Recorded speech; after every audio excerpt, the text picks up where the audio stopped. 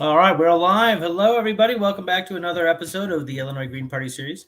I'm your host, David Rych. We have a recurring guest here. I think it's your fourth time on the show. You were actually the first guest ever of this show, so that's pretty cool. We're about a year and a half now into the show, maybe a little bit longer than that. It's kind of cool. So, Dr. Mayor Peter Schwartzman of Galesburg, Illinois. Welcome. How are you? Hello, David. Great. It's great to be back on this lovely show. Thank I you. enjoy it. Good. Yeah, we always have good conversation. As it says, he is a professor at Knox College in environmental biology. No, Right? environmental sciences. Environmental science. Okay, I always get that wrong. And he is the mayor of Galesburg, Illinois, and also a member of the Green Party of Illinois. Let's talk about it. We got a lot to talk about because there's a lot going on politically, socially, and economically in Galesburg. Today is MLK Junior Day.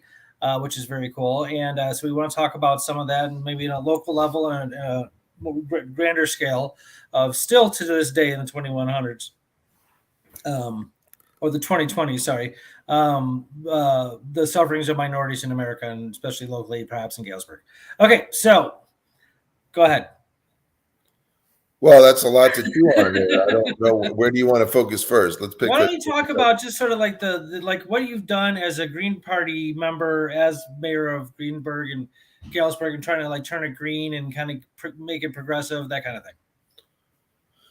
Well, the reality is, I don't know what percentage of the Galesburg population, 30,000, knows about the Green Party. I don't know that. I did campaign as a Green Party member. I just don't know. Obviously, I have friends who I talk to about, and I share green principles with them. And the Green Party has some wonderful principles that I think all humans should adopt. It just happens to be located in a non-traditional party or a third party or whatever you want to call it. But I don't lead green. And furthermore, people usually think green is associated with the environment. So I'm an environmental professor of 25 years at Knox College, and now also a Green Party member. So, you start adding the green. Now, the one thing I don't have is the cash. So that's usually another green that would be nice to have. So it's being a Green Party mayor who's an environmental professor. I promise you that's not a route to green cash in the contemporary sense. But I'm very rich. I feel very rich by virtue of the connections I have and the people I know and the things I'm able to do in the community. That makes me far richer than any super wealthy man or woman. Yeah. But I just open with that. And as mayor, I repeat this because people don't know about Galesburg, but our boss of our city is the city manager. And we have a new one of those, which I'm very happy to see. And it's been great development over the last couple of months working with this new individual. So he's the boss. I'm a 5/6 professor at Knox College, and I'm also the part-time mayor. But as you know me, I put a lot of time and effort, extraordinary amount of time and effort into being a mayor. Why I wanted to become a mayor in the first place is because I do believe fundamentally, whether it be Galesburg or whether it be the United States or the globe, we have tremendous potential to self-actualize as a civilization, as a species. And how do we do that? Well, we identify problems and challenges. We work together to solutions. We evaluate and reevaluate our solutions and our attempts at solutions, and then we move forward. We just move forward. That's the whole focus of what I want to do and what I've been doing. But it's not without challenges, of course. Particularly in our political arenas today, there's a lot of effort paid by mainstream media to creating divisive discourse. They live on that. They live on it. It's like they want every municipality in the United States to be a soap opera because that breeds ratings, apparently. And it's very frustrating because that's not my agenda. That's not my labor, my love. I want everything to be beautiful for everyone in Galesburg, be they supporters of mine or not, be they of the 1%ers or the 99 percenters, whatever it is. And so you asked me a specific question, like, what are we doing? Well, we're addressing the things that I believe in talking with my constituents, what they want. And those are things like, improving safety, and how do you do that? And there's lots, we could talk about some of the methods we've decided to work on. It's not an easy thing because of the history in that arena. We could talk about ensuring that people have access to jobs, right? And not just any old job, but jobs that actually pay well and can provide for a family. And so we could talk about, some of the initiatives we've done to ensure that, and not only immediately, but in the future. We want to make sure that our children in particular, which are the future, 100% of our future of Galesburg is in our children. What do we do with them? And what are we doing for them? And how can we partner with other organizations in our community to ensure that our future is bright because we've invested in it through our youth and our children? And the list goes on. I mean, we want to make the city one that's attractive to visitors and to its residents. And attractive, what do I mean by that? Well, that could mean having lots of parks and beautiful landscapes. That could mean having beautiful entryways into the city.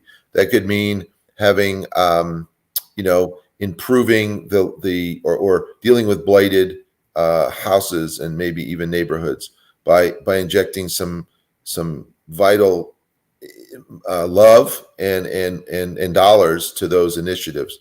And so, it's a comprehensive list of things that affect people. And we've tried. I gave a state of the city in December, and it was, there's just so much positive stuff going on in Galesburg, and anyone can go to the Galesburg website, city website, and that document is produced there for anyone's reading. And I would ask, wherever you live in Illinois, are your mayors or your city council members or your city managers or your city as a whole, are they reporting on the things that they're doing, and have they stated what their goals are?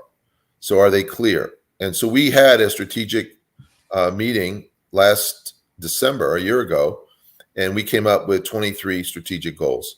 And it's very clear what they are. And they're, some are more ambitious than others, but I think overall they're very ambitious. And we're trying to put those into action because, and we're even going to the length for the first time that we know of in Galesburg history.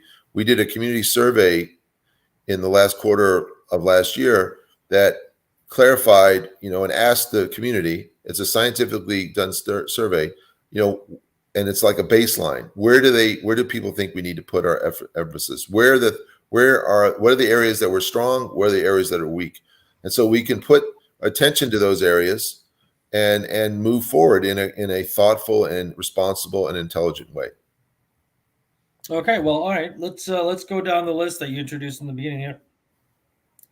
Even though you're not running or professing yourself as a Green Party member, like you said, you hold the ideology. So as you make certain decisions, especially about the environmental aspects of Galesburg and where you want it to go, I think it's a safe assumption that it's based a lot on this sort of ideology of so when I mean green, I mean like you have a plan to plant 500 trees over a few years, stuff like that. Can you talk more about? I mean, I've moved down there to do gardening for the teach. Well, I think this is the thing, and I think this is why this is really central to people's understanding. I mean, the people that don't understand what the Green Party is. I mean, I think if they actually looked at the tenets of the Green Party without the Green Party's name attached to it, the vast majority of us would say these are like, of course. These should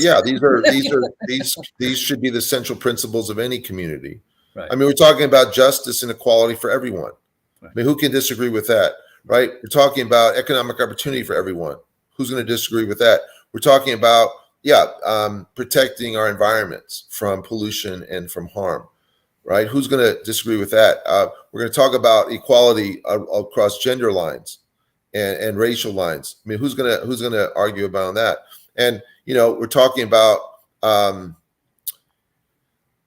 providing intergenerational support. And something I would really emphasize that is, we talk about the economy all the time. Like we're told every day how the stock market's doing and how this is doing and all this, how Bitcoins are doing and what the price of gas is. But what about the care economy? Right? And most people don't even know what that means. What does that mean? And that's a function of like how much volunteerism is there in your community, how many opportunities are there for mental health care and recovery assistance and programs for the unhoused, and programs for children and programs for the least fortunate in our community. That's the care economy, and those are extremely important. And we can get into that because that's really fundamentally what I think of Martin Luther King and what his legacy is. We focus a lot of attention on, I have a dream that we'll all hold hands and whatever. And I was holding a lot of hands today, and I love that part of it. But it's more than holding hands, right? I mean, he was very clear, especially in his last few years of his life, that we have to go beyond holding hands. We have to be very clear about making sure that everyone in the community has access. And that they're not mistreated because they live on the wrong side of the town, whatever the wrong side of town is, but they live in a particular part of town, or that they have a particular skin color, or their parents are of a certain religion, or whatever it might be, right? And so, to me, it's this economy of care that is the basis of our society. It's really the ultimate judgment, and there's a lot of religious excerpts on this from different religions. A society or a community is judged by how they treat the least fortunate. And to me, that's really important. And so as far as bringing these ideals to Galesburg, these are the kinds of things that I profess at every meeting. And so how do we demonstrate them? Yes, we're planting trees. And I can go on and on about trees. We could have a whole conversation on trees sometime, because people don't realize how important trees are. Yeah. And I mean, trees absorb pollution, yep, make our air quality better. It turns out trees also emit aerosols that we don't fully understand what they do, but we know they make us live longer. And there's a lot of research out of Japan that came out in the last 10 years that clarifies this. They absorb water that would otherwise flood basements and such, and streets and roads and things. So, I mean, those are just three of the things they do. They provide beauty. They provide food. It could potentially provide a lot of human food, actually, right? But they also provide food for all the birds that sing, all the squirrels, all the animals that occupy an urban environment and bring us peace and comfort in our backyards, right? So trees are incredibly valuable, and I profess again and again to that. But there's more than that, right? You have to try to ensure, and I would say the most important thing that people can be working on from an economic perspective is ensuring that we transition to renewable energy as quickly as possible. And why? Well, one, we know that fossil fuels are incredibly polluting, yes, and they create a lot of huge divisions around the world. A lot of conflagrations that gone around the world the last 30 years owe themselves to contestation for land and for resources that are fossil fuels. And unless we look at that and understand that, I think we're being misled to think it's all based on religion or it's all based on ethnic stuff. No, a lot of the roots have to do with resources. And so renewable energy is available to most countries because of where they're located. And, there's different forms. There's wind, there's solar, there's geothermal, there's hydroelectric, so you can create enough energy, way more than we need, frankly, using renewables. And we can do that. And it's happening, and it's actually saving us money. And this is the major thing that people are not being told. And it's hard for me to even say this, because it's kind of like, it's not the equivalent to the cure of cancer. It's not, but it is if we could provide enough energy for everybody in the world, then inequality could go away, because everybody would have enough. And inequality is a problem when people don't have enough. It's not so much that some people have more than others. That is the cornerstone of inequality. But European nations, and we could pick our and choose. There's inequality, but everybody has enough. And I'm not saying everybody, but a much higher proportion of society has enough. And that's because those who have more are paying more in taxes, and those are shared. Right. So everybody has enough. And so when everybody has enough, people get along and people can raise families and they can enjoy their neighborhoods. So these are essential tenets and so how does energy play into this? It turns out within the last 10 years, renewable energy now is cheaper to produce than fossil fuel energy. I didn't know that. And nuclear energy. Yes, it's cheaper. So if you're an economist, and I heard for my first 40 years of my life, right? Well, renewables would be great, but they're just more expensive. So we have to do the right thing and we have to protect our economy. And okay, let's say I accept that. First 40 years of my life, I accept that. Well, the last 14, that's been false.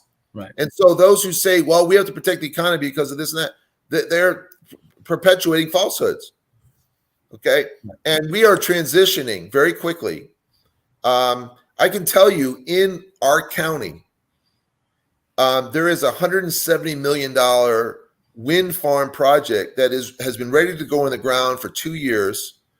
And it only has been delayed because of a few people. I mean, literally less than a handful who have enough money to block it from being. It's going through the courts. They're contesting every little aspect of it. It has been approved by the county board, and so the permits are there, the variances are there. It's ready to go on the ground. That's $170 million that could go into our county. And as far as I'm concerned, and this is the first time I guess I'm saying this publicly, to me, when a handful of people have enough power to block $170 million from going into your community, that's equivalent to bank robbery. That's theft from the community. Right. Okay. And I can say that I'm not on the county board. So whoever's on the county board should know this, and a few of them will listen to it. That's fine. I mean, and it's sad. It's sad, but that will happen. That's $170 million. Well, there's another project that's going to happen in the county, which apparently isn't being blocked. And that's another $70 million solar project that will be built next year. So we're talking about that. And frankly, I've talked to the companies involved in these transactions, and they claim, at least in the solar front, that we may have 10 more of those in the next 10 years in our county.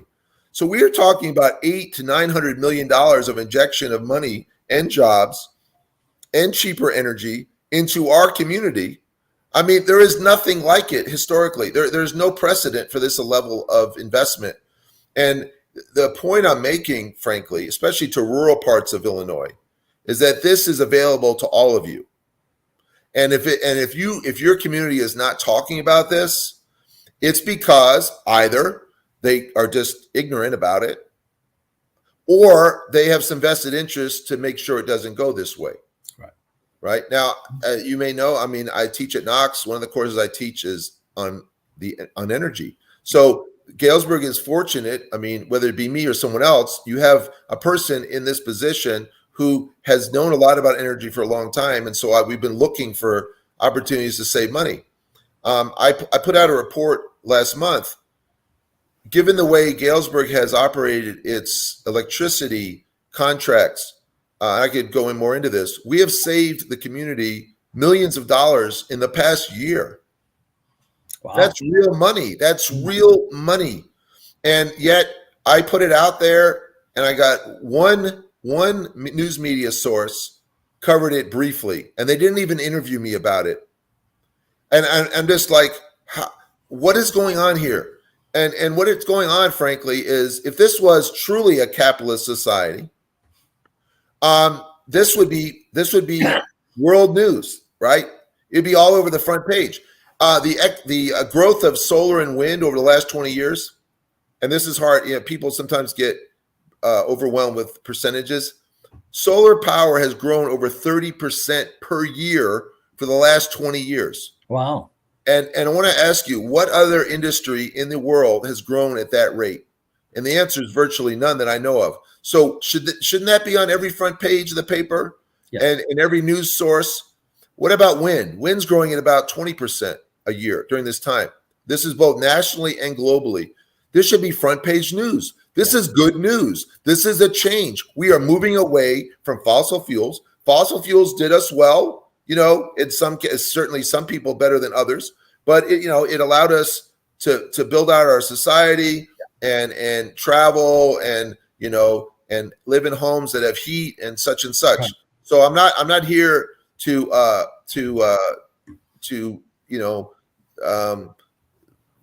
yell at fossil fuel industry, but every society shifts. Like before fossil fuels, guess what we use for oil? We use whale oil. Yeah.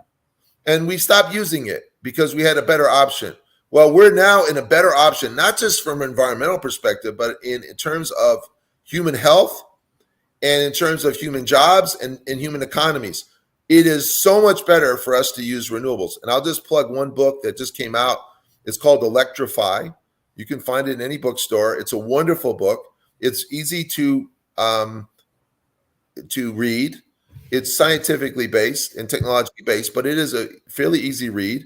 And it has a very provocative focus, which is we should electrify everything. And we could do it within 20 years. And guess what? If we did that, this is the amazing thing. Are you listening? I'm listening. We could reduce our energy use globally by 50%, if not more. In how many years? More. And this is completely rejected by the mainstream. They tell you and they scare you by, well, we have more people and we want more things, and so we have to have more energy. The answer is actually no. We can use less energy. And people say, well, how is that possible? This is impossible. We have more people and more things. Well, people don't understand that when you use, I'm a comic on the side. This is my third job. when you get sunlight to produce electricity, there's no waste. Right. When you burn coal, about 2/3 of that energy that's produced is wasted. Yeah. And that's what I'm talking about. When we say how much energy we use, we don't talk about how much of the coal we actually get energy from. Right. We have to talk about all of it. Right. The transportation, the mining, the processing, all of it, getting it to the furnace, if you will, and then what happens after that. Yeah, no, non-fossil renewable sources are much more efficient. So I'm going on a tirade about renewable energy, but I can't help to do it because it really exemplifies what we as progressive mindsets and economically sound and thoughtful and caring individuals should be projecting this message throughout Illinois and beyond. And I'll also point out Illinois and this is the Illinois, we're talking to Illinois people more than the rest of the world here, but we're in a really great position because of we could be an energy producer for the entire Midwest. We have the resources to do that. Now we're going to have to work, we're going to have to get state legislators to work on the grid and modernize the grid to make it more efficient and such. But we have so much to gain from this project. That's one other example. Another example is how do we provide food for everyone, right? That's a central need. Well, we could create lots of pantries and we could put up blessing boxes all over the city, which we have a lot of caring and loving people who do that. And I respect them and I have nothing but positive things to say about them. But in the long run, that's not the solution, right? We have to look at how ways we can grow more food locally. Think about most of our vegetables come from California. I know, it's so well. We don't have to turn on the news to find out what's going on in California lately. It's drying up and it's burning up. So the idea that we're going to get all our vegetables from California in 20 years, I mean, that's just total lunacy. I mean, it's delusional, right? So we need to produce that food locally. And guess what? Illinois has, at least in Northern Illinois, we have the best soil in the world. Yeah. Absolutely the best soil. Very state, yeah. Mm-hmm. And that's, so we shouldn't be growing all our food or frankly, most of our food or any of our food in California. Why can't we produce our own food? The one thing we grow a lot of, is corn and soybeans. And most of that doesn't go to food. I don't know people, or at least not directly to food. Right. A lot of it's going to the biofuel industry, and a lot of it is going to feed animals. But we could be doing a lot better and produce real food for real people. And so we're, that's an area. So we have incentives in our city. If there's any urban ag people, interested parties listening, please contact me. We have economic incentives to start urban ag projects. This came out of our comprehensive plan. This isn't Peter Schwartzman's idea. This is an idea of specialists who who studies cities all over the country, and they brought that to our attention over 3 years ago. All I did as mayor is activate that and provide funding for it. We also have money for startups and where do startups need to go. And I want to tie in Dr. King's message, one of his central messages. Back to the point of, and I'm looking at some of his famous quotations. The ultimate measure of a man is not where he stands in moments of comfort and convenience, but where he stands at times of challenge and controversy. And when we think about poverty in this country, there is no doubt that has been a long-standing problem, and it's only gotten worse, not better, in the last 50 years. And frankly, that fact alone makes me question the two-party system. Oh, yeah. That's all you need to know, because it's like a pendulum, back and forth, back and forth, back and forth. So, give it to this group, give it to that group, go to this group. All the groups that have been in power for the last 50 years, poverty has gone up. Yeah. Okay, so how are we going to deal with poverty? And one of the ways you deal with poverty is you have to go where poverty is. You have to inject dollars and money in poverty, not in what we call the welfare state, because that's a failed system that we have. Okay, but we have to inject dollars. So I was listening to a speaker today. He spoke at Knox College, Mr. Jackson. He wrote a book called Shelter, which I'd encourage. I haven't read it, but it's a really fascinating read. But I can tell you one thing he said that really, because he studied, his book's about Baltimore. And the idea that there's a lot of impoverished areas in Baltimore, and there's a lot of what comes with poverty. You have violence, you have drug use. These are associated with those things, right? And so when people in power think of Baltimore, perhaps, or some other cities, they look at them with like fear and with trepidation. Well, yeah, those gangs and those violence and all that, it's all bad. Stop yourself. If these places are like that, why are they like that?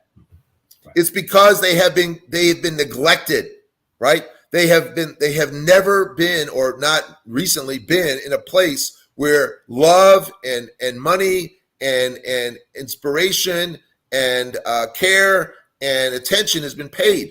That is not on them. That is on those of us who have. We have not been willing to share. And so rather than look at these places with vitriol and fear, look at these places as the places that deserve as much love as possible. And if we can't understand that, that's where the problem lies. And I'll give you an analogy that I think people can understand. Let's take a child in school who is showing signs of, like a young child, 10-year-old, showing signs of despair, not coming to class, not venting in violent ways with other children, not being able to pay attention, and the list goes on, right? All the things that we know. So what should we do with that child? Should we just neglect them and allow them to spiral more until they commit a crime and then we throw them in juvie? Because that's essentially what we do. Right. What we need to do is identify this issue, and we need to show as much love to that child as absolutely possible. And I promise you, if you do that, if we do this as a society, that child will prosper and everyone else will prosper. And that's the fundamental principle. And I'll tell you another amazing story. I mentioned we have a new city manager in Galesburg. Yeah. He spoke. We had an NAACP breakfast, which we have every Martin Luther King Day at 7 a.m. He was the invited keynote speaker. He's been in Galesburg 2 months. Mr. Gerald Smith, he gave his talk. It was a beautiful, beautiful talk. And he revealed his own upbringing. This man was born, and within 2 months, his parents left. And he was forced into the foster care system. And he says today, at the age of 4, which is amazing to think about, he came to some realization internally that he was going to be a fighter. He was never going to give up. And then he was raised by nuns in St. Louis area. And then he entered the adulthood through that system. And I mean, he's so successul. He's been in a city manager line of work for 32 years now. It's an incredible story. And the point I'm making is we could have given up on him, right? And look what a little bit of love did for that man and what did for us. I'm thankful to have him as our city manager. Yeah. There's a great other book, which I haven't read either. It's hard to recommend books, but no, that's good. But I did hear the man speak at a conference I was at, and his name is Fleming, and the book is Miseducated. It really, his own personal life history is amazing. Some people may know of him because he actually goes into inner cities and trains young people to be debaters, and he's gone into the Harvard debate competition, and he's won the last 5 years. That's the man. I think there's like a movie or a show about this. Well, yes, and it's incredible. So that's but the point is, he says, and I think, and Martin Luther King understood this too. You know, every person has a flame and has potential, and the question is, who or what is going to create an opportunity, an environment for that person to self-actualize. We all have it in us. And you and I, you know, I know I'm very privileged to have educated parents and live in a safe environment and be exposed to lots of, you know, positive cultural things in life and so on. That I'm blessed. I'm so blessed. But I do also recognize that not everybody's as blessed as I was. Right. And so I have an obligation to give back. Right. I have an obligation to big out. And this is a quote from Martin Luther King. Quote, life's most persistent and urgent question is, what are you doing for others? Right. Yeah. And to me, I mean, I feel so blessed because I get a chance to spend every day doing stuff for other people that are going to have tangible influences on other people. I'm so lucky, but I also see that as an obligation. Yeah, absolutely. Yeah. You know, and I will not rest comfortably probably until I know every child in Galesburg is loved and fed. I mean, it basically boils down to that, because how could a reasonable person who's been afforded the opportunities that I have in this city that I adopted 25 years ago, how could I rest knowing that there are people within 2 miles of where I live, children especially, who are not fed and not loved?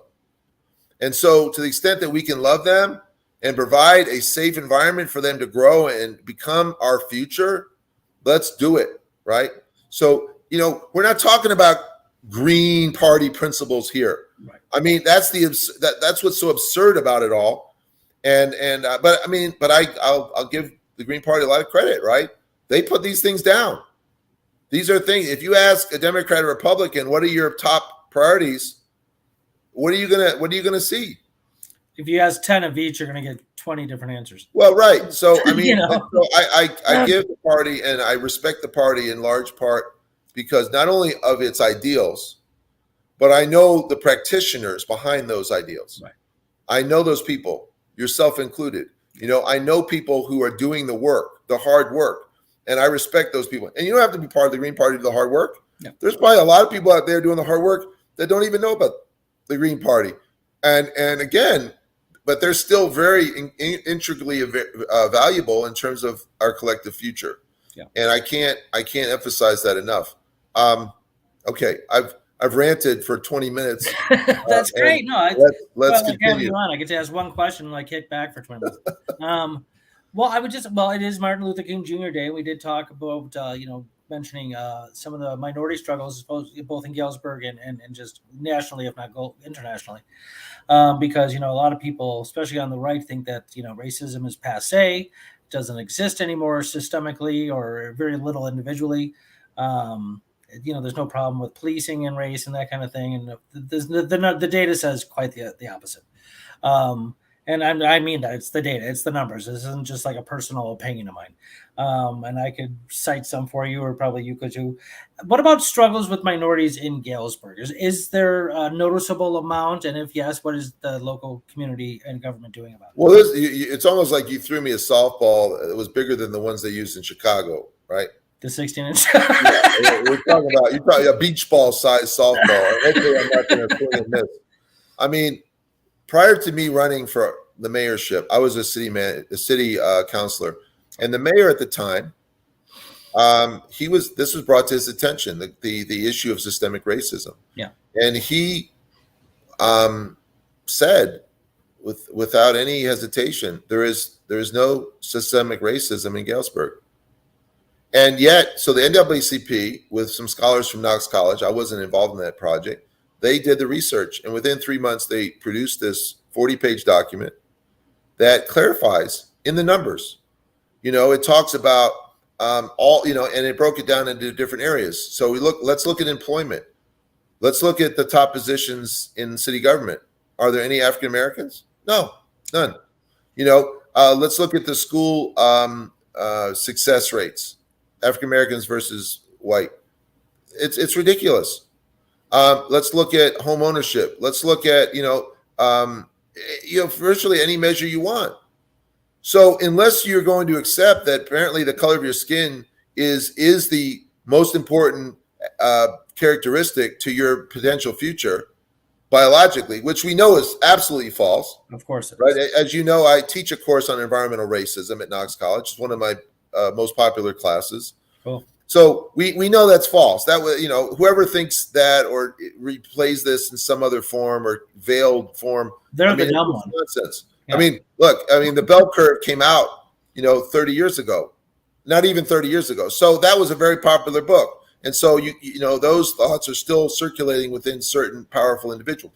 But so we know that's not the case. So what is it historically or now that is still maintaining this inequality? And we can point to it. I could go on and on about the reasons. Redlining was a big one, especially in bigger cities. And I think a lot of people don't realize what that is or that it is. And basically in the 1940s, 50s, under FDR, actually, maps were made concerning the allocation of loans and funds to different areas of the country. And literally, if it was colored in red, that meant that there was a high, most likely African-American population there, therefore don't have any loans or at least very little, of which over time, if you're not investing in a monetary-based economy, you need money to make things happen. Okay, this isn't a barter system. This isn't like a small little village of hobbits, helping each other. Okay, you need money to make things happen. And if you're not getting it, that's what decay happens. And that's when ghettos are created. And that's when, there's this massive amount of pressure to just degrade the people's moral virtues and characters and their mentalities and psychologies. So then gangs start happening and all the crime starts happening. But why the hell do you think it happened? Right. Okay, sorry, that's my rant. Well, and sure. So that was a seed. You can go back to, slavery. Exactly, right? And people go, well, that was 180 years ago. Well, so what? There's a residual. It lasted for, in terms of certain inequalities for African Americans in this country, is over 400 years. So now we've spent what? Was it been 60 years since African Americans could vote as a whole? Come on. It's crazy. Is that crazy? How did 60 years make up for 400 years? Right. It doesn't. Right. Particularly when you have lots of institutions that still work against people of color. Yeah. And frankly, the wealth. The exposure of the wealth of these Ivy League schools and other large colleges has been exposed. Where did that wealth come from? It came on the backs of African American people for the most part, right. Who gave their lives to make people in the North rich. We focus a lot on slavery and the South, but the North was complicit all along, in the banks and the trading with Europe and all of the things, the cotton industry in particular. But it's very well documented now in our historical records. And so anyway, what does that mean today? Yeah. It doesn't mean we can just, well, one, we can't ignore the past, and we don't necessarily have to dwell in the past, but we can ask ourselves today, what are we doing? What are we doing as a city or as a school district or as a company or as a police department or, whatever it means, whatever it is, whatever institution you're part of, what are you doing to rectify the situation? And saying, well, everything's equal, so everybody has equal opportunity to succeed, that's a lie. That's a delusion. That is not true. Right. There's no way that's true. Okay. And so, well, what should we do? Affirmative action? Well, of course, I don't even want to get into that because it's so misunderstood and so maligned. It's not even worthy. I mean, you have better scholars who could discuss this. So, but I'm talking about, what are we doing? Let's just be very concrete about this. What are we doing for our least, the least successful, or the most vulnerable? What are we doing for the most impoverished? What are we doing for them? And how are we making their lives better? Right? And because if their lives are not good, guess what's going to happen? All the things that you mentioned earlier. Right? And you forgot to mention, although I know and starting in 1980, we created this massive prison industrial complex. Oh. Right? And so we're on drugs. The first thing we do is we take people's economic opportunities away from them, and then we send them all to prison. Right. Yeah. I mean, yeah. So we have to accept that. We have a prison in Galesburg. Yeah. And people don't want to know that, and I'm not out here, I'm not proud of it. It's a county prison, though, right? It's a jail. Well, it's a prison. No, it's a prison. We have a jail inside our city limits, and we also have a prison on the far west side of town. Okay. You haven't been there long enough, maybe, to see it. Yeah, I don't think but so. It's there, and it's a medium security prison. It's called Henry Hill. A lot of people from Chicago know it. Unfortunately, I've met inmates from there. I met them in Chicago, actually, after they've been released. There's a program in Chicago called Growing Home, which is a really great urban ag program that takes folks and trains them in urban agriculture coming out of prison or coming from an impoverished or unhoused situation. But that's a little off topic. The point is, back to what Martin Luther King said, what are you doing for others? And it's, you can do so out of philanthropy and out of altruism, okay? But actually, even acting selfishly, it's what we should be doing, because our streets will only become safe here in Galesburg or elsewhere when we care for the least fortunate, when we're concerned for that child who may not have a mentor, okay? Or for that older person who may not have a loved one to care for them in times of crisis. One of the things, another quote from Martin Luther King, we may have come on different ships, but we are all in the same boat now. And that crystallizes the point. We are in the same boat. Like Galesburg is, you could walk across the whole city in about 30 minutes.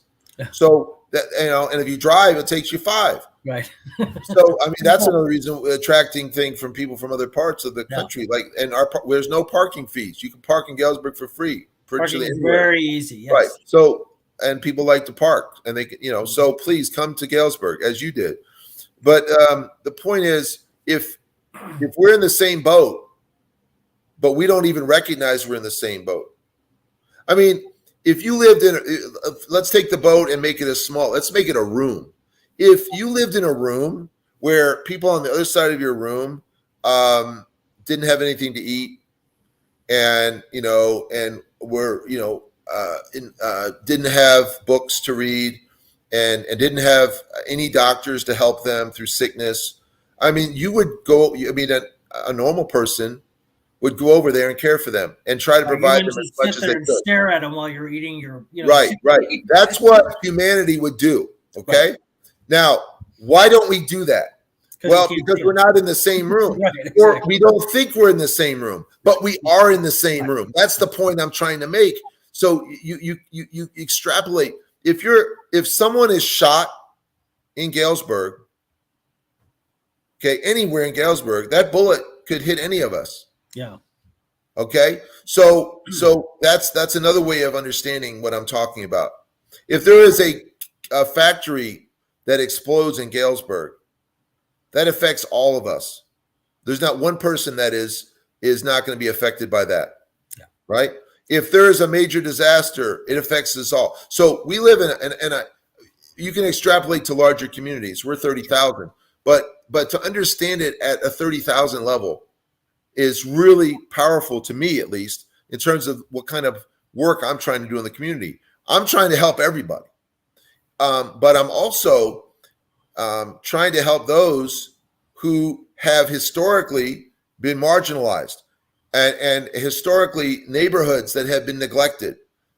We need to lift these neighborhoods through injections of love and financial support. It's as simple as that. So I'm happy to say the city applied for a grant last year. $350,000 is coming in. We're going to match it. And $700,000 of money is going to go into renovating a park on the south side of town, which has been historically neglected. We created 100 jobs. A new company came in this past year, and they created 100 jobs, good paying jobs. And where do you think that's located? On the south side of town. Oh, it's great. Wonderful, right? There's a little park. It's called Dale Kelly Tot Lot. And Dale Kelly was this amazing basketball player who's still alive. But I was able to move into the budget some monies to make that park upgraded. It's basically got the same children's activity things from 60 years ago. I mean, literally, they're all rusted out. So we're going to put in $50,000 of TLC, and we're going to make that a park that parents and children and grandparents can go and enjoy the outdoors in their own neighborhood. So these are the kinds of things we're working on.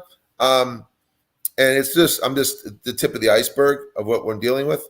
And I look at the time and I'm still lecturing. So I'm going to let's move on to the next topic. I would love to hear more about, we talked about it last time, but I think it's worth mentioning again because it's so central to a lot of what's going on in Galesburg, and literally central is the community center.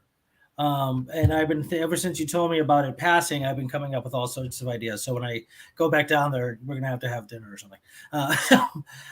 So why don't you talk about it? Because that recently passed. Well, let's be clear what passed. Okay. On a 4-3 vote of the councilors, I don't vote. We did agree to create what's called it's a 0.25% sales tax increment that will go into effect this coming summer, and it will be there, and it will raise about $1 million a year, and we anticipate about half of that money is going to be used to create the community center that we want.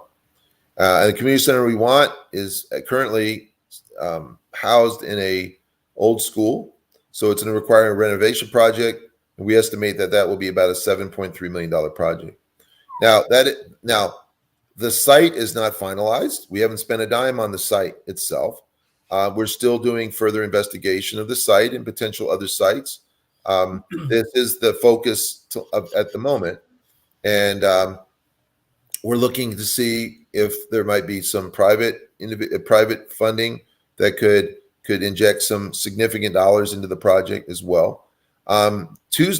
Tomorrow, the council will vote on a resolution to move forward with bonding for a community center, and that's a significant act, and that allows the bonding agents to start working on that, and it might take 2 months for that to come to fruition. But when that vote is taken, when the bonds come forward and we vote on the bonds, that's basically the critical decision of supporting this venture, which has been long overdue. We had a small community center for years that was underutilized, underserved, and we sold it to an investor who turned it into a brewery, right? Which is a nice brewery, but we lost our community center. We had another community center, it was the Boys and Girls Club, that burned down about 7 or 8 years ago, and there's been no effort to bring that back to life. So we've been suffering for the last 7, 8 years without a community center, and it's starting to show signs, right? And COVID didn't make it any easier on the children of our community. Sure. So we want to build this community center that is new, and new in the sense it's full of new life. It's full of new opportunities. It is fully inclusive of all people of all ages and persuasions. It is affordable and accessible. It is full of things, activities and tools and lessons and training and all the things that a good community center would have. And I've visited other community centers. Some of our other counselors have done the same. And so we're not, going into this blind. We have an idea, and we believe, frankly, I believe that our community of Galesburg can benefit in ways we don't even realize, having a collective understanding of our future and how we invest. And yes, the schools are doing a lot. We have a lot of new school buildings. We're going to have a new library downtown Galesburg. Yes, it's wonderful. And people say, well, that's enough. No, it's not enough. And I don't know why we can afford this. And it's going to inject love and mentoring and support and ideas and dreams and all the things that everyone deserves into generations to come. And it's one of the most powerful things I think one can do in a city, is to create a place for everyone that isn't artificially separated because of wealth or religion or some other thing. I mean, our former community center that I mentioned, the Boys and Girls Club, wasn't exclusively for African Americans and Hispanics, but historically it had been. And so, of course, it didn't have the sign up, "No whites allowed." And I know those people would have, they did. They had all kinds of initiatives to encourage people of all backgrounds to come. But realistically, they didn't come. And it didn't come. And I'm not blaming anyone for that, other than it's the reality of the history of it, right? And so we need to look. Martin Luther King, to me, is asking us to just transcend those compartmentalized centers. Yep. We need to be together, right. And that's the only way we're going to see each other as brothers and sisters. We need to be together, and we need to live together. I'm very fortunate. I grew up outside of Washington, D.C., and in parts times of Washington, D.C., one of the most international cities in the world. And what did that mean to me? It means that when I see someone from Ethiopia, I'm naturally curious. I want to eat their food. I want to hear them talk about their upbringing and what's important to them. I'm not scared by them. I'm actually happy they're here. Yeah. I feel they bring a lot of interesting new ideas and foods and cultural traditions and clothing and art and music, all the above. Another attractive thing in Galesburg, we celebrated La Panda Day last July. The first time we believe it's been celebrated in the United States. It is a national holiday for people from the Congo. And we have enough of those folks in our community, and not only enough of them, but enough of them who feel a part of Galesburg, that they rally together and they put together this amazing program in our community this summer. And I can tell you, it blew people away. Yeah. The music was great, and the food was great, and the cultural exchange was great, and everything else was just beautiful about it. They're going to even do it bigger and better in this summer. And so I hope some people from around Illinois will come and experience it and maybe bring it to their community. So that's just an example, right? It's just an example of what I'm talking about in terms of the value of a community center, that everyone in Galesburg can feel they have a vested interest in having, and it create beauty and create opportunities that don't currently exist. And I think that's worth the investment. And I'm confident that it will pay off in way beyond any additional expense. And as far as we have now, we have a council that supports that. Now, you mentioned you wanted to talk a little bit about the upcoming election. Yeah, I did actually. Right. So this is a segue to that. Okay. So Galesburg has 7 council members, and they represent wards. So the city is broken up. It's a small city, but it's broken up into 7 districts, all representing a different swath of the population. Right. So that's about 4,000 people per swath, if you think about it. Right. And so there are 4 of those people are up for election, and all 4 of the people in their position are running again, but all 4 of them are being contested. So there's a lot at stake here. 2 of those folks generally are supportive of my vision of the future of the city, and then 2 of them are not. But all the contested races have members who, as far as I can see, identify with my positive outlook on the future. And they all have people who are running who want to return us to the past. And so it's a very, very big matter. And it's the election's April 4th. And here's the deal. I looked at the data. The last 4 municipal elections that have been run in April that the mayor does not run. So these are the off years, right? Yeah. The turnout has been anywhere from 9 to 15%. And I fear that it will be that. But I hope more people will recognize the progress that we're making in just the 2 years that I've been mayor. And it's not just because of me. It's an attitudinal change that occurred, and it's been occurring, and you can see it. We have city workers who are working overtime to get out the reports and get the message out. We've got, fire and policemen who really care about the community and recognize that they're being valued in a different way, in a more clear way, which I do. I value them all. They come to work every day, and those people risk their lives every day, and they should be valued in a community of my size. But beyond that, right? So there's attitudinal change. There's actually a practical change. We have strategic goals in place. We have a lot of other things that we want to get done, and so we need to, get the people who support a positive future in Galesburg in positions of power. It's as simple as that. And I hope the moneyed interests who want to take us back to what I call almost an ice age mentality. And it's really, in the modern era, we call it austerity. They want us to return to austerity. And the gentleman I'll refer back to that gave us talk at Knox College today, Mr. Jackson, who wrote the book Shelter, he said something pretty profound today, among other things.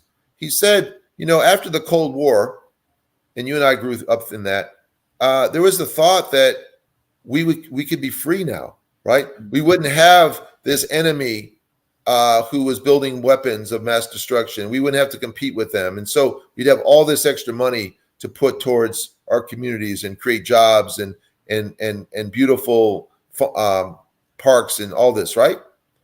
But then he said, well, let's think about that. That was when he was in college and when I was in college. That was 30 years ago. Yeah. So have we seen that? No. Have we seen that reinvestment in our community that we thought we would get? No, in fact, we saw the opposite. Right. We've seen more defunding. And in fact, the folks I'm talking about, they want more defunding. They don't believe government really has a purpose other than to protect us militarily, which is absurd. It's absurd, right? And yet, but that's their practice and that's their belief. I want to mention something. If COVID should have taught us a lot of things. Yeah. Among them is somehow during the first year of COVID, all this money materialized. And we see it in terms of the money that was delivered to everyday people, right? Mm-hmm. And it wasn't enough, but it was something. Mm-hmm. But what we didn't see was all the money that went to those people at the top. Mm-hmm. The people who got rich over COVID, the richest are the richest. The richest got richest. And it just actually magnified the inequalities we have in this country. That's what COVID did. But what I want to point out is all that money, that's money that could have been reinvested in our communities, right? That could have provided the jobs and the educational background and educational experiences and the aha moments and the creative juices and the list goes on and on and on, right? So I don't believe we don't have the money. In fact, this is the first time I've announced this. I have a book with a co-author, and we submitted it for publication. It's not finished yet, but it's out there. The prospectus is out there, and the title is "We Have the Money." And so we have the money. Yes, we have the money. There's an expletive in there, but we have to see if the authors. I mean, okay, I got you. Okay. We have a certain type of money, but the point is, I don't know how provocative the publishers want to be. I guess I would say, when I look at my community, one example. I know we got like 30 seconds. We've spent the last 2 years over $11 million has been lost to this community because of gambling machines that are in our community, and that's a tragedy. But I see it as an opportunity, right? That money has basically been blown away. That's money that could be reinvested if we change our culture, if we change our mindset. That is money that could provide children food and really exciting after school programmings and summer programmings. That's money that can bring wisdom from our retired folks to the table to inject their dreams and realizations of many years of living into our community. So to me, I look at the future very brightly. It's just a matter of really thinking about it that way and recognizing that you can materialize it. You just have to want to. My famous statement is Galesburg can be the best city in the world. It just has to want to. Right. And I believe we're beginning to get it to the point where it wants it, and so it's going to materialize. That's fabulous. That's a great way to end it too. Very optimistic on a high note there. And that's why I moved down there, is to be a participant in this entire thing. I'm excited to get back. Once the winter's over, I'll be back down there doing my thing. So, all right. Well, thank you so much, Dr. Mayor Peter Schwartzman of Galesburg, Illinois. Thank you, as always, for coming on the show. Thank you so much. I love this, and thank you for allowing me to spread the message but also get constructive feedback from people. Love it. Absolutely. So, thank you everybody for tuning into another episode of the Illinois Green Party. I'm your host, David Rych. Till next time, be good, be green. Don't go anywhere.